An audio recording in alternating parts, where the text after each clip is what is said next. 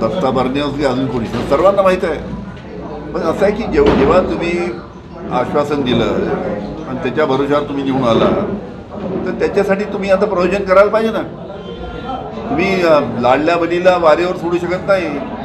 लाडल्या बहिणीला तुम्ही 2100 रुपये कबूल केल्यानंतर आता तुम्ही मागे येऊ शकत नाही. लाडल्या बहिणीची नावं तुम्ही जी कमी केली, 50 लाख नावं लाडल्या बहिणीची संपूर्ण महाराष्ट्रामध्ये कमी केली.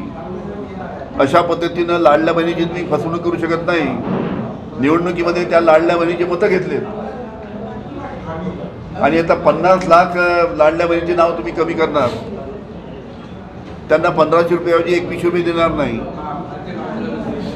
या सर्व बाबी आम्ही सातत्याने मांडतोय. सर, तुमचे जुने सहकारी आणि राष्ट्रवादी काँग्रेसचे नेते संजय खोडके यांना विधान परिषदेची उमेदवारी मिळालेली आहे, काय सांगाल? असं आहे की कोणत्या पक्षाने आपल्या कोणत्या कार्यकर्त्याला निवडणुकीची उमेदवारी द्यावी हा त्या प्रश्नाचा पक्षाचा प्रश्न आहे. मला इथे अमरावतीला आल्यावरच कळलं की त्यांना उमेदवारी जाहीर झाली आहे. तो त्यांच्या पक्षाने निर्णय घेतलेला आहे.